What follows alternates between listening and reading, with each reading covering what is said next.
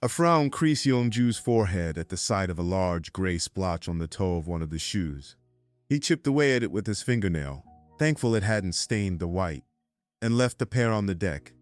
This time, amidst the silence in his room, it wasn't the ticking clock that perked his ears.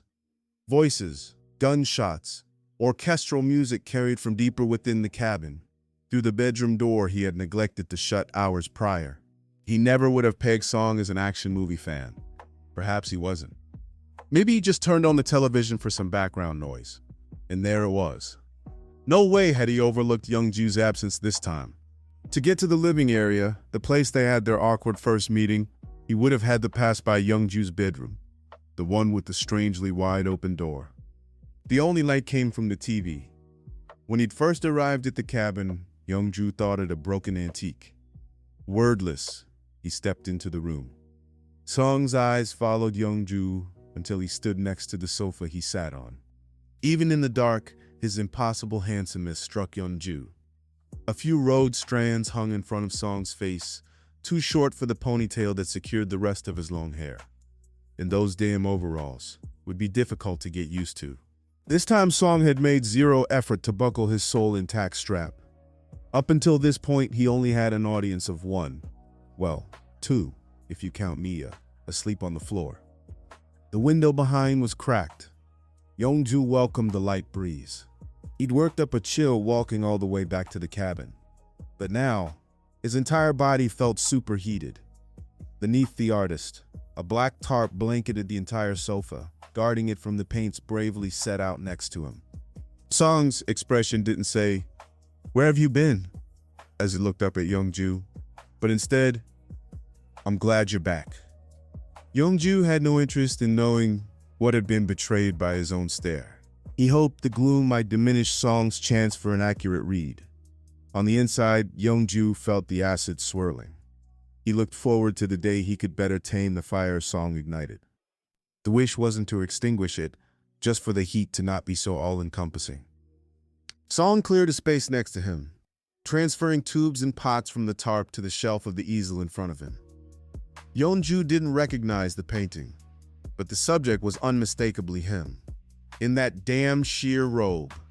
The man's fingers shot up to turn the canvas, but then abandoned the action when he realized it was too late. He then rolled back the tarp, worried more for dirtying Youngju's clothing than his own. The image glittered. Metallic paints highlighted the intricacy of the robe. Spider silk strands of gold pigment brought even more life to Youngju's hair. An ethereal upgrade to someone who, in Youngju's opinion, was far from fit for that descriptor. No way did he actually look like this. This was nothing more than an embellishment of Song's feelings for him. Feelings Youngju still couldn't comprehend the legitimacy of. But Song had told him outright, once with words, countless times with actions. In hindsight, he'd been saying so all along. Youngju elected not to bring up the studio, or what he had been up to.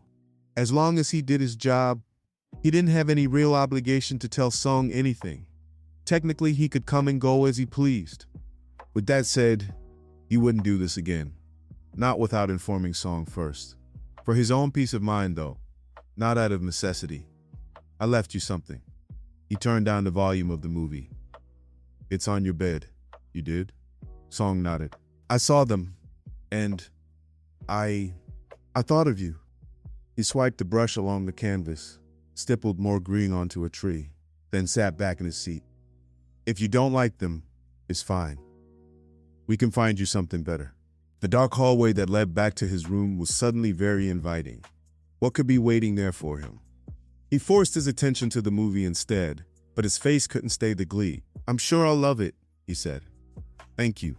With a gentle tap of his foot, Song pushed the easel aside where it wouldn't get bumped. From this angle, Youngju couldn't see the picture anymore, but the sunlight would when it rose in a few hours. A bottle of half-emptied soju occupied the table in front of them. Song filled a small glass. He'd already indulged himself, judging by the liquid remnants in the bottom. He offered up the drink, but pulled back before Youngju could even process the idea of accepting it. "I'll get another glass." "No, it's okay." Youngju took the much-needed shot and downed the fiery liquid. Like a self-absorbed friend, Unaware that no one was paying attention, the movie carried on. Young-ju had been itching to see it, but had yet to find the time. He rarely could. The plan was to invite Emmy over on one of his days off for a movie night, but neither of them had been able to coordinate a date yet. The movie couldn't be furthest from his mind, even though he was staring straight at the screen. The man sitting next to him was much more appealing. Stolen glances showed Song reclined against the back of the couch. He wore his usual stern expression, but his languid body showed a relaxed man. Moisture glistened over his skin. His chest rose and fell in a content rhythm. The hand Young-ju wanted to reach out and touch rested on Song's thigh. While before his intent was to halt the man's unease, pulse galloping like wild horses, now he just sought the contact. Not to drink in the view of the artist's skin on display was next to impossible. Song had yet to cover up, and perhaps it hadn't occurred to him, or perhaps it was intentional. Each time Young-ju forced his eyes ahead, they crept right back to the man sharing the same couch. The space between them was both impossibly wide and suffocatingly narrow. Young-ju knew if he kept this up, he would get caught. And how right he was. Because this time when he looked over, eyes taking the slow path up from his abdomen, Song was looking right back.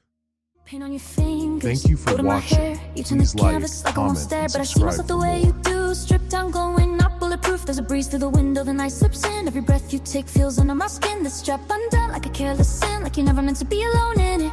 I swallow fire from a borrowed glass just to